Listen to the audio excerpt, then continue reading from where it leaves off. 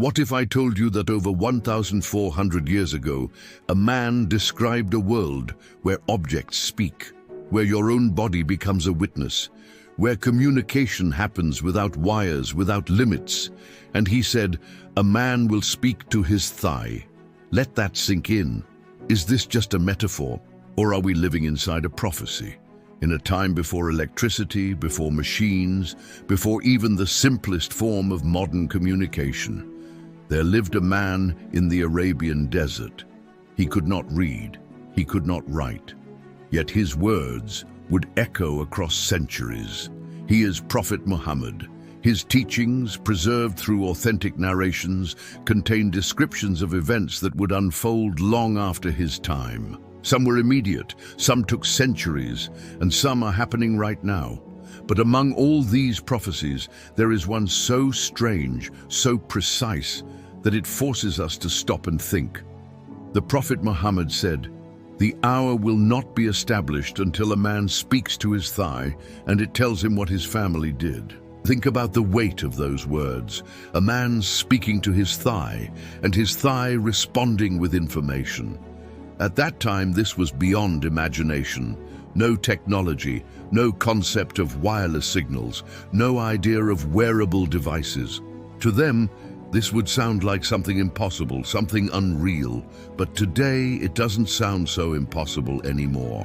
Imagine living in a society where communication meant traveling days, even weeks, just to deliver a message. Where information was slow and often unreliable.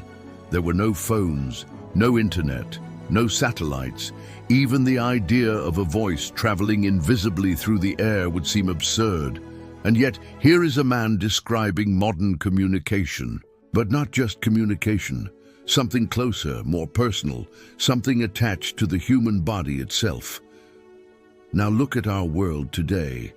We carry devices in our pockets, right next to our thighs. They speak to us. They tell us things happening in real time, messages from loved ones, notifications from apps, updates from around the world.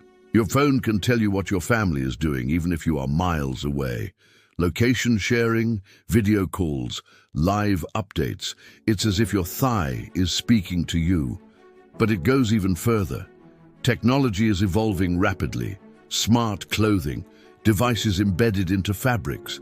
There are now experimental technologies where clothing itself can sense, process, and communicate. Imagine a future where your clothes are connected to the internet, where your body becomes part of a network, where information flows not through your hands, but through what you wear. Could this be what was described? But what if this prophecy points to something deeper, the idea that the human body itself can communicate? In Islamic teachings, there is a moment described when the human body itself will speak. Your hands, your feet, your skin will testify. Imagine standing, unable to hide, because your own body is speaking, not as a metaphor, but as a reality. Today, we are already living in a world where everything is recorded. Your messages, your searches, your location. We leave behind digital footprints everywhere we go. Nothing is truly private, nothing is completely hidden. The Prophet Muhammad mentioned many signs: widespread dishonesty, the loss of trust, time passing quickly, and people building tall structures.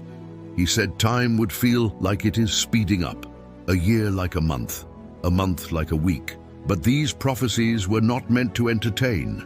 They were warnings, reminders that this world is temporary. A man will speak to his thigh, not just as a sign of technology, but as a reminder that truth cannot be hidden. The future is not just something we wait for, it is something we are living in, right now. Are you prepared? If this made you think, share it with someone. Subscribe to the Wisdom Channel. The truth is closer than you think. Who do you think will be the first people thrown into hellfire? A criminal, a tyrant, a disbeliever? What if I told you? One of them is a scholar. One of them died as a martyr. And one gave charity, generously. People who, on the outside, looked righteous, but on the inside, something was terribly wrong. This is not a story. This is a warning given by the Prophet Muhammad, peace be upon him, preserved in authentic Hadith, a reality that will unfold on the Day of Judgment, a day when intentions will be exposed, when actions will be judged by sincerity. Before we continue, if you want more powerful reminders like this, subscribe now to the Wisdom channel. The Prophet Muhammad, peace be upon him, said, on the Day of Judgment, the first people to be judged will include 3 individuals. A man who died as a martyr, a man who gained knowledge and taught it, and a man who gave charity. The first person brought forward is a man who died as a martyr. He fought bravely, he sacrificed his life. People praised him. Allah will remind him of his blessings, strength, opportunity, life. Then he will ask, what did you do with them? The man will reply, I fought for your sake until I was killed. Then comes the truth. You have lied. You fought so people would call you brave, and they did. And then he will be dragged and thrown into hellfire. The second person is a man of knowledge.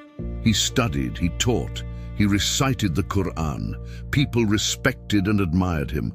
Allah will ask him, what did you do with what I gave you? He will say, I learned knowledge and taught it for your sake. But again, the truth is revealed. You have lied. You learned, so people would call you knowledgeable, and they did. And just like that, a man who spent his life in knowledge is thrown into hellfire. Knowledge without sincerity becomes a burden. The third person is a man who gave charity. He gave generously, he helped others, people praised his generosity. Allah will ask, what did you do with what I gave you? He will say, I gave charity for your sake. But again, the same devastating response. You have lied. You gave so people would call you generous, and they did. 3 people, 3 great actions, sacrifice, knowledge, charity, all destroyed by one thing, intention.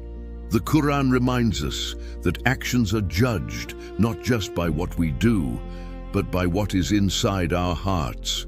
Now think about today. We live in a world of visibility. Everything is shared. Everything is seen. Good deeds are posted. When you help someone, do you want reward from Allah or recognition from people? When you speak, do you want to guide or gain followers? This disease is called Riya, showing off, and it is one of the most dangerous spiritual diseases because it is hidden, silent, and deadly. So how do we protect ourselves? Constantly check your intention. Do good deeds in private. Remember that people cannot reward you. Imagine standing on the Day of Judgment, thinking you succeeded, only to hear you have lied. That moment will be heavy. But there is hope. Allah is most merciful. If you are sincere, even small actions become great. This hadith is not meant to scare you. It is meant to wake you up, to purify your intention, to remind you that sincerity is everything. Subscribe to the Wisdom channel. Share this with someone who needs it. And comment below. What is your biggest takeaway among the first people judged? Among the first exposed, a scholar, not a criminal, not a tyrant, but someone who knew. In Islam, knowledge is one of the highest honors. Knowledge is light, it guides people. A single word can change a heart forever, but the one who delivers that truth carries a responsibility greater than most. Because knowledge is not just information, it is a trust. The more you know, the more you are accountable. A person who knows and still chooses wrongly has no excuse. He used knowledge to gain recognition, to be praised, to be seen as someone important, and that intention corrupted everything. You can look righteous, speak beautifully, inspire others, while your heart is corrupted. No one sees it, except Allah. When knowledge becomes a performance, it loses its sincerity. It becomes about views, likes, followers, and slowly, the intention shifts. A scholar holds a powerful position. If his intention is corrupted, the damage is multiplied. He is not just affecting himself, he is influencing others. On that day, nothing will matter except your sincerity. May Allah keep our hearts pure. That is why his accountability is greater, his responsibility is heavier, and his fall is more severe. There is a type of knowledge that does not benefit, not because it is wrong, but because it is not acted upon. A scholar who teaches but does not live by it is contradicting himself, and this contradiction destroys sincerity. It is not enough to know the truth. You must live it. The difference is subtle but powerful. A sincere person seeks reward from Allah, even if no one sees him, even if no one praises him, even if no one knows him. But a person seeking recognition needs people, needs validation, needs attention. And without it, he feels empty. So why is the scholar among the first? Because knowledge is supposed to lead to sincerity. It is supposed to purify the heart. But when it does the opposite, when it feeds the ego, when it builds pride, when it creates arrogance, then it becomes dangerous. A scholar who knows and still chooses ego is more accountable than someone who never knew. This is not just about scholars. This is about all of us, because every one of us has knowledge, even a little. Ask yourself, why do I share what I know? Why do I speak about truth? Why do I help others? Is it for Allah or for people? Renew your intention daily. Do good deeds in secret. Avoid seeking praise. Remember the hereafter. Ask Allah for sincerity, because sincerity is not a one-time decision. It is a constant struggle. The goal is not perfection. The goal is sincerity. Among the first to be judged, among the first to be exposed, among the first to be thrown into hellfire, is a man who died as a martyr. A martyr, a person who gave his life, who stood in danger, who faced death head-on. Someone people would admire, respect, honor. In Islam, the martyr holds one of the highest ranks. A person who sacrifices their life in the path of Allah is promised great reward. On the day of judgment, Allah will ask him, "What did you do with what I gave you?" He will respond, "I fought for your sake." But then comes the most terrifying response. "You have lied, you fought, so people would call you brave." And they did. From the outside, he looked like a hero, but inside, he was seeking something else, not Allah, but recognition, praise, status. The most dangerous enemy is not always outside. Sometimes it is inside.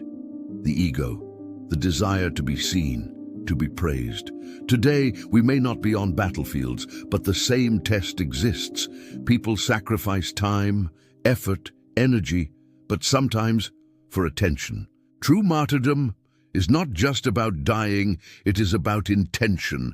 It is about sincerity. It is about doing something only for Allah. The third person, the final one, is a donor. A man who spent his wealth, who gave generously, someone people would admire. Charity is mercy in action. It is compassion made visible. It heals hearts. It lifts burdens. It brings relief to those in need. And yet this generous man is among the first to be thrown into hellfire, not rewarded, not honored, punished. Allah will ask, "What did you do?" The man will respond, "I gave charity, for your sake." Allah will say, "You have lied. You gave so people would call you generous." And they did. That one intention destroyed everything. When charity becomes a performance, it loses its soul. It becomes about the audience, not the purpose. If no one knew about your charity, would you still give? If no one thanked you, would you still help? The most powerful charity is the one no one knows about, the one done in secret, just you and Allah. 3 people. A scholar, a martyr, a donor, all destroyed by one thing, insincerity. But if you are sincere, even the smallest action becomes magnificent. A smile, a kind word, all magnificent if done for Allah. Subscribe now to the Wisdom Channel. Like this video, share it, and tell us your biggest takeaway in the comments below. On that day, nothing will matter except your sincerity.